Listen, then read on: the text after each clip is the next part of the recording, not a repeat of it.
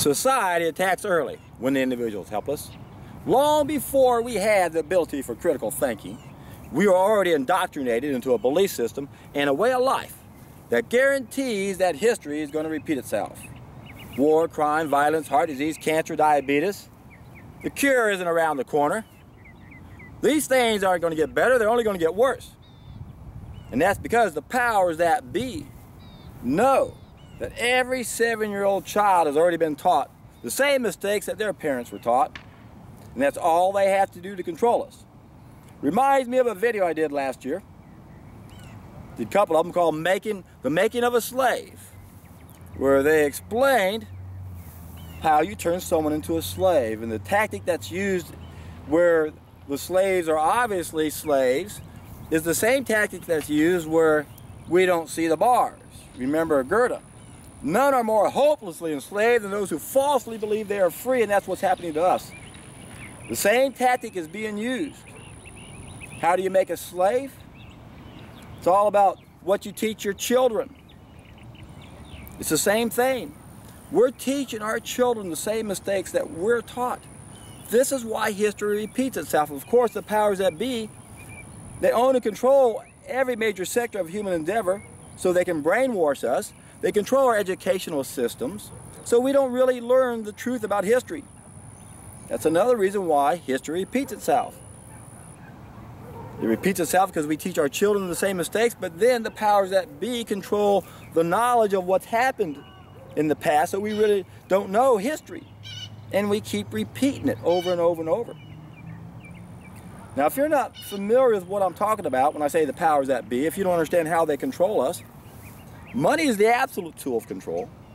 Watch the Thrive documentary or Zeitgeist Addendum, and they explain how the money system works, and this is what happens. The powers that be simply take over a money supply of a country, and they turn that country into debt slaves.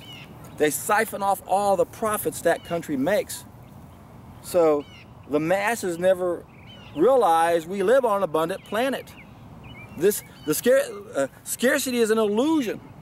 One of the most powerful illusions the powers that be want us to believe in. But the most important thing they want us to believe in is when you get sick, you go to somebody who can't help you. They'll keep you sick because that's the ultimate tool of control. Money is the absolute tool only because it's used to own and control everything. They have an unfair advantage money-wise where they can control the purse strings, and that controls everything else. But the ultimate tool of control, the way it's really being used against us, it has to do with our health. Once again, we're teaching our children the same mistakes that we were taught. And we've been doing this for 3,000 generations when we go back to the first of these mistakes, which some people just haven't tried to think this out. If they did, they'd realize, yeah, if we don't make the first mistake, you don't make the second, third, fourth, or fifth. It's that simple. A lot of people will agree on some of those other mistakes, but boy, a lot of people are real resistant to letting go of the fall of mankind. They don't want to admit they're doing something wrong.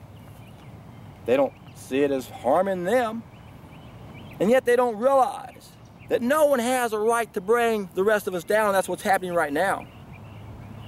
I'm out here trying to bring people up, and what happens? I'm vilified by the powers that be.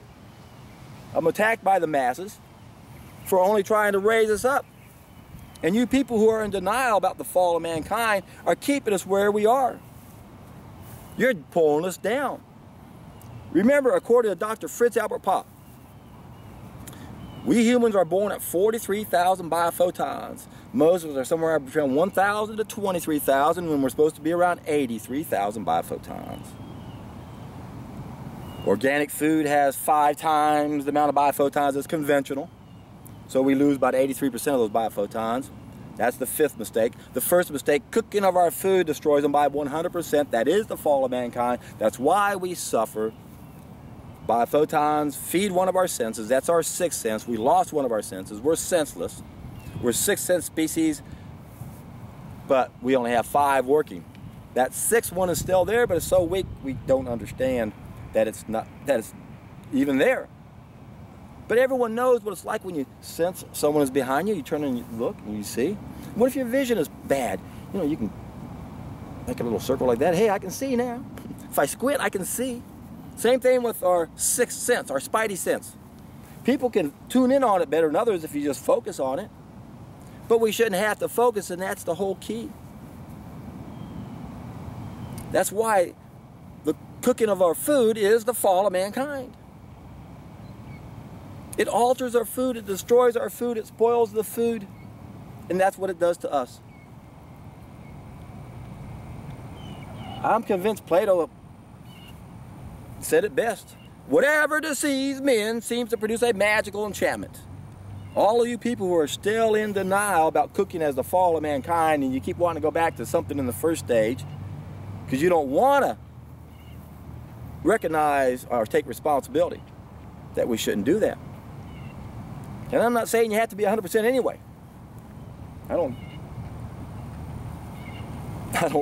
judge anybody if they have a little steamed broccoli or something. That's ridiculous. The point is, are you bringing everyone else down? Well, golly, I'm 80, 90% raw. I'm not bringing anyone down. Yeah, you're helping us bring us up. Good. As long as you don't slam the truth about what are we doing, that's put us down where we're at. And there's no question about it. No question about it. Once you understand what cooking does to your food, and you don't even have to look at any science to figure it out. Stick your hand in some fire or a pot of boiling water.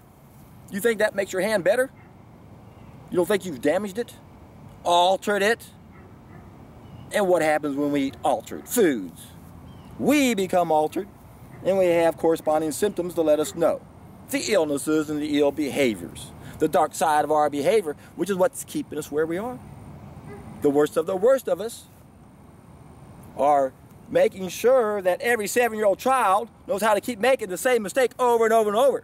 And when we reach the day, my friends, where every 7-year-old child knows not to make that mistake, yes, you know it, we're in for a treat.